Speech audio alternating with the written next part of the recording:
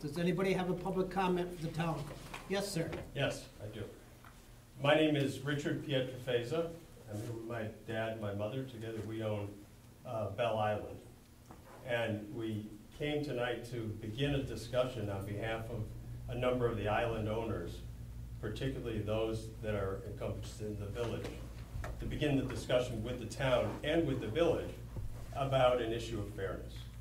We'd like to talk to you a little bit about those islands that are included in the village. As we, I have a map, and I'm sure you're all very much aware of it, but as you know, there are only a limited number of islands that are included in the village. And as we've read the history of how that happened, back in 1878, you all probably know it better than we do, that when the hotels were vibrant and the restaurants were vibrant, the business owners were all also island owners, and there were some very wealthy people who were island owners. That was the center of activity. That line represented the center of activity. So the village, as we understand it, was defined by that center of activity and those residences, and it was kind of gerrymandered in that it includes all of the land underneath the river, so that it's all contiguous. Of course, that worked for a while, and then we all know that those wealthy people ultimately went away. Those islands were abandoned during the Depression, and there was really no activity there. And in fact, a lot of the castles the large homes were destructed in order to reduce the taxes on those islands. It wasn't until about the 60s or the 70s, I think, that people started to come back and built very modest homes, most of them on those islands. And so it's really a different kind of group of people, yet that boundary remains. And at the same time, the village expanded. You know, the activity of the village expanded. There's the Edgewood, all the homes that are built on the Edgewood Resort, etc. So what might have made sense in the 1800s doesn't seem to make sense today. And in fact, if you look at how the village is defined by a number of people, it's different. The Chamber of Commerce of the village of Alexandria Bay has a map on their website. I'm sure you guys have seen it. That doesn't even include the islands. The U.S. government, in its zip code definition, defines the zip code as having no water area. Yet the Census Bureau defines the area as having 0.8 square miles of water area. So everybody's kind of got a different definition of what the village looks like and is. And I think that is endemic of what we believe, is that really the village and the town have kind of become one. In fact, I know you guys share services between the village and the town. So what we would like to propose is that be recognized by the municipalities, and that these boundaries or definitions, and more importantly, the taxation, be modernized, either in the form of a pilot for these very few islands that sit in the village, or alternatively, as an expansion of the village to expand to include the entire town boundaries, so that we all pay fairly. You know, you can imagine, as we support the town and the village. We've been here 25 years. We support all the businesses, restaurants, charities, etc. in the area. We enjoy them very much. But imagine as we come back and forth to town, as we leave, we could throw a stone to Cherry Island from the village, and they're not paying village taxes. You could swim to the Edgewood, that big beautiful resort, and all those new homes there, and they're not part of the village, and they're not paying village taxes. So it really is an issue of fairness. That a number of us on the islands there, feel that the definitions have changed, times have changed, and that the taxation or the boundaries should change to reflect what has occurred over the last 100 years. So we'd like to begin that discussion here tonight with all of you at the town, and we plan to do it at the village as well. And living there all year round. Yeah, and of course the other thing is, you know, I think the islands are deemed as recreational homes. Seasonal residences, I'm sorry. And in fact, we are, and some of the homes on the mainland are, but ours are really of a different character. Even if we understand that everybody pays school taxes, businesses pay school taxes, everyone does whether they send kids to school or not. But the fact is, it would be impossible if we did want to live there all year and send kids to school, we couldn't, because we couldn't get back and forth. So it really, those few homes on those few islands really have a different character than some of the other seasonal residences that are in the village. And so we believe that warrants some serious consideration, and we hope to continue this discussion both with the town and the village. And I'd add about how many, there's about 7 islands, 6 or 7, that are for sale. And you can't sell them because our taxes are $22,000 a year. When a buyer wants to come look, they hear that, and that kills it right away. And I notice in the papers and all, they tout the islands, come and see the lure of the islands, and all the visitors that it brings to the thing. So the islands add a lot to the town, but we can't live there because when the ice comes, you can't get a boat through. And so it's not a house like if we were in the village. If my house was in the village, I could live there all year if I wanted. And I could send a kid to school if I had a kid to send to school. And I'm not complaining about the school tax because that's a good social legislation where if you have children or if you got 10 kids, you pay the same tax. I know that. But the point, we're prohibited from doing any of that.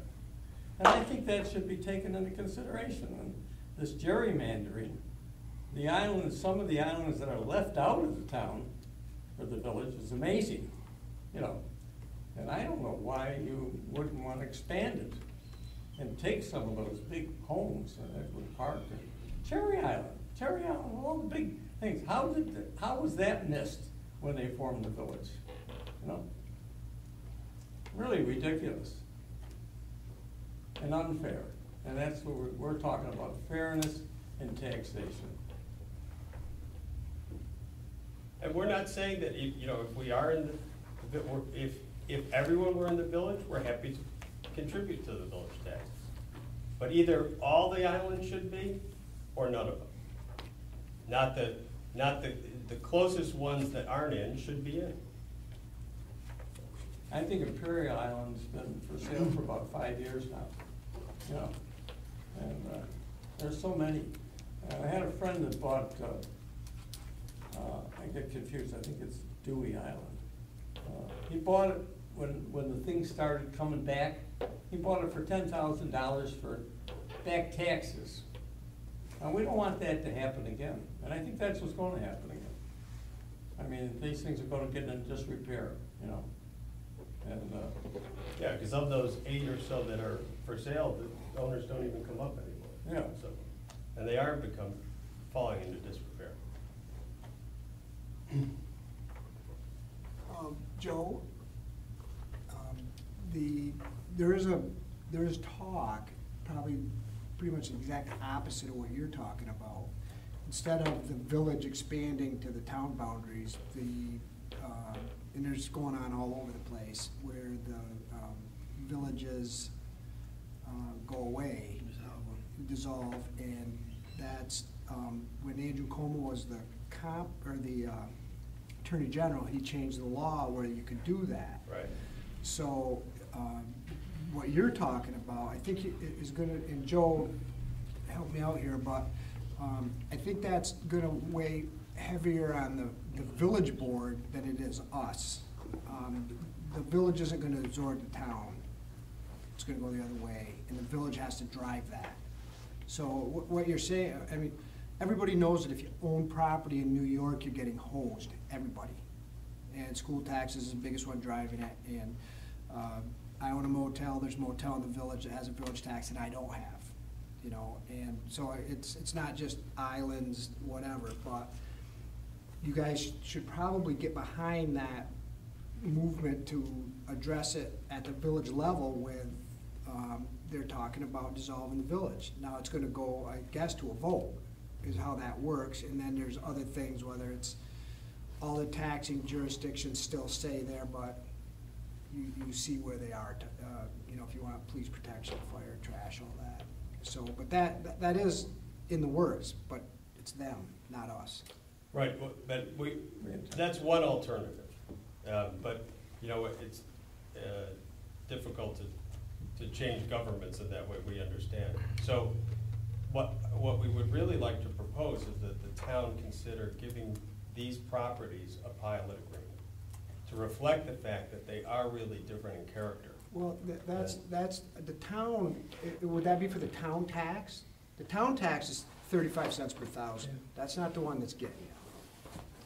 So, that's You'd what have, you're. in order for it to work, you'd have to have the town, the county, and the village in agreement on a pilot. And the county is the largest tax you're paying, I believe. I'm not sure what the village rate is. Well, the school tax is probably, Well, is yeah, up the there school too, tax, but. right, but if you were gonna include The the school town tax. tax is the smallest.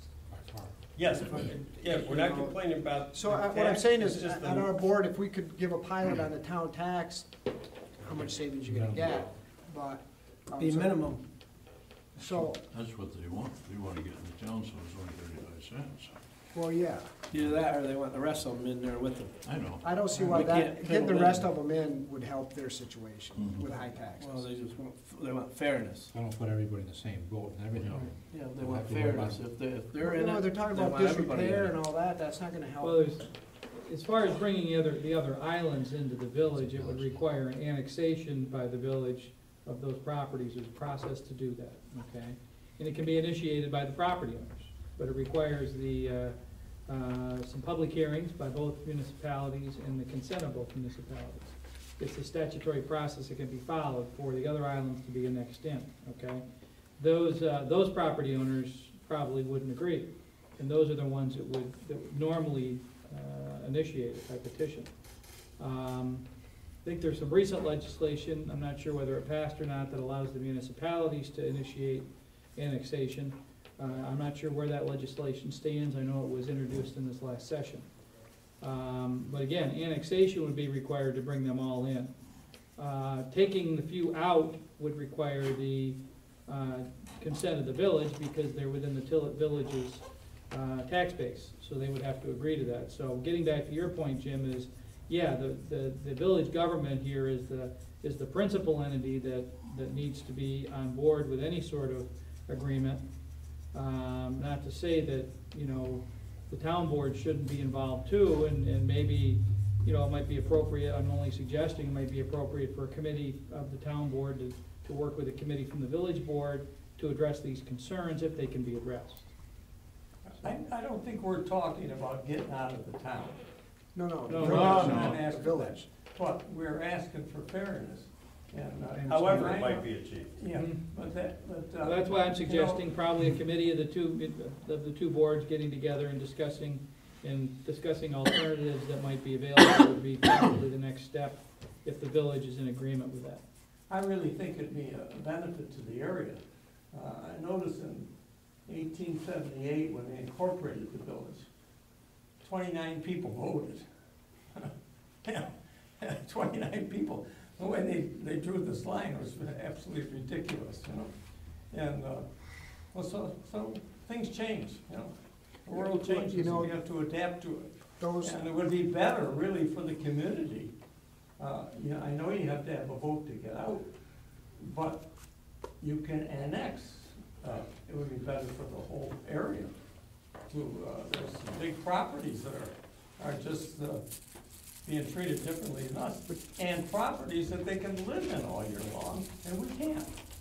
That's unfair. but you see, the village would have to annex that property, not the town. They're already in the town. You're in the town, you know, so the village Gotta do it. would be the one to do it. So, personally, my feeling is that adding them in and bumping their tax rate's not gonna help the situation. The best solution, I would think, is to have the village taxes be reduced by either consolidation or, you know, dissolving or whatever the village chooses to do, however they choose to do it. You know, I don't wanna sit here and say they should dissolve the village, but It's happening all over the state. Yeah. There's counties in the Adirondacks that have no incorporated villages, none. So, I mean, it's happening, but there's a process, and it's not, all your taxes don't go away. And Joe knows all about that, but Well, we suspect that the village would prefer not to lose those tax revenues. And that's why one of the solutions that we thought could work is a pilot agreement where, however it might be gerrymandered, the reduction is shared equally, village, town, and school, but at least it puts everybody in a position of fairness. Sure. How would that process work? Well, if this expands, are we gonna put Otter Street and Edgewood into this same group? It ain't gonna happen expanding. yeah. These people have to petition that are outside that you're trying to bring in. Yeah, yeah. They're not gonna Wanna be petition. in. They don't wanna be in. No. And Just No. like you guys don't wanna be in. Yeah, You and- want out, and- not Either in. all in or all out, this is Yeah. kind of. Right. So it sounds like the way to go is with that, the dissolving of the village or whatever. Either that or work with the village to try to get a pilot on the islands. Yeah, That's what you're asking for. I think I think the simplest solution. I do too. And But you'd have to work that out with the village. does, Because it is village tax you're after. is it the village that initiates the pilot agreement? Well, that's what you're asking for, the village tax pilot agreement, not the town taxes. It Because would have like to- you said. Pilot agreement's gonna have to be consented to by the taxing jurisdictions that are impacted. All, Right. but who We're gonna have to bring the initiates county, that? town, and the village on. if you Well, the want just dialogue village could be taxes. initiated with any of the You don't taxing have to bring them jurisdictions, all but in. they're all gonna have to They're still agree. gonna continue paying town So taxes. that's one of the reasons we're here tonight, is to be doing that. And I don't, from what I understand, I don't think this board's necessarily opposed to considering it.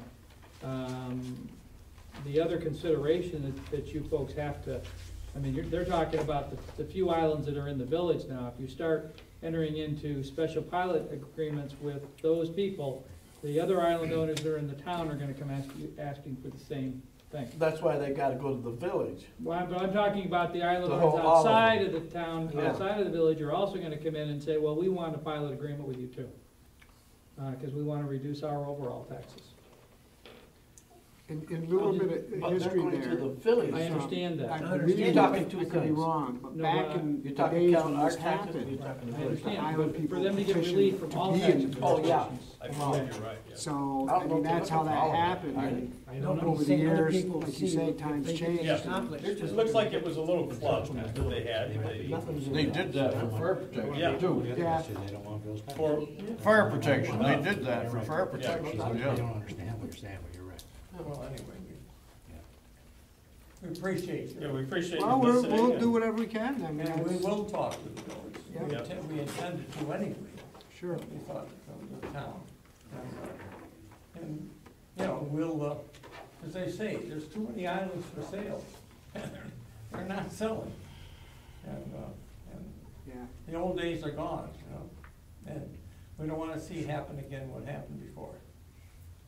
So thank you very much. Thank you. And just, if I could, just so I understand this, so if we were to make a formal request for a pilot agreement, do we bring that to the county because they're the lead, or do we bring that to all three?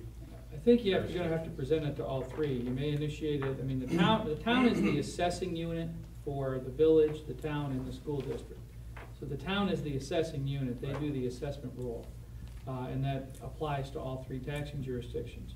But the town doesn't have the authority to impose a pilot on the other taxing jurisdictions, so. But if So I we- would think that if it's the village taxes that you're looking for relief from, that's the board you need to really discuss it with, in whatever arrangement that they're willing to entertain with respect to those taxes. Because that's really what you're looking for, is fairness and relief from, An extra layer, right. correct? And one way to do that is a boundary alteration to take your properties out of the village. But again, that impacts more than just the amount of taxes that go to the village. That impacts their assessed valuation, which has other impacts Right. on them as well. So There are other reasons why they might be willing to entertain a discussion about your taxes that did not involve either changing the boundaries or changing your assessments. So, Thank you.